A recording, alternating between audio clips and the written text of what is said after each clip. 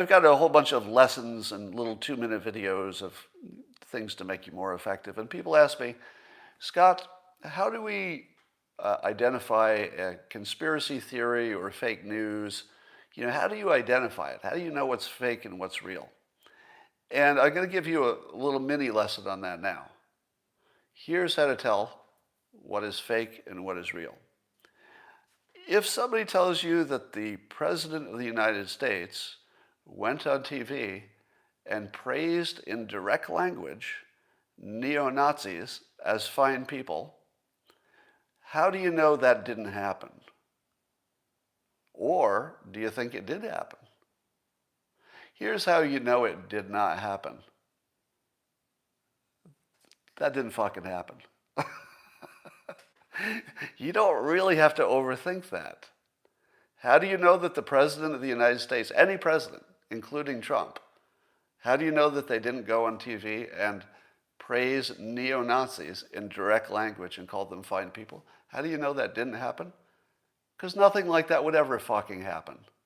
In no universe would that ever fucking happen. Well, let's do another one.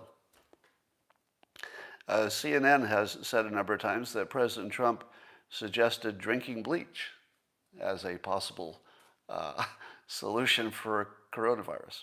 Now, how do you know, and other reporting says injecting disinfectants, which they interpret to mean household cleaners. How do you know the President of the United States didn't go on live TV and suggest drinking bleach or injecting household cleaners into your body to fight a virus? How do you know that didn't happen? Or do you think it did? Let me tell you how to know it didn't happen. That didn't fucking happen.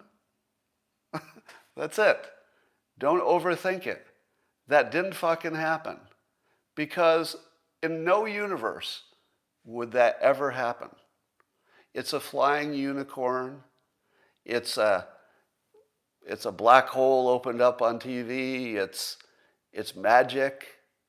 You don't have to know a lot about the details or look behind it or get under the hood or really investigate it. You just look at it and say to yourself, well, that didn't fucking happen. That's it. That's the whole technique. If you can't do that, you're not really understanding much of the news. Let me give you another one. Did the President of the United States intentionally incite violence at the Capitol, a violent overthrow or insurrection of the United States? Do you think he did that? There's an impeachment trial about that. Do you think that actually happened? Let me tell you why you know it didn't happen. Here's why. That didn't fucking happen. No, because it didn't happen in any universe. In the entire simulation, if there are infinite universes, as some people theorize, it didn't happen in any of the universes. Because it couldn't happen. It's absurd. It's ridiculous on its surface. All right, let's see if you've learned anything. We'll give you a test. I'm going to give you two statements, and you have to figure out which one of these didn't happen. And you have to use the same standard.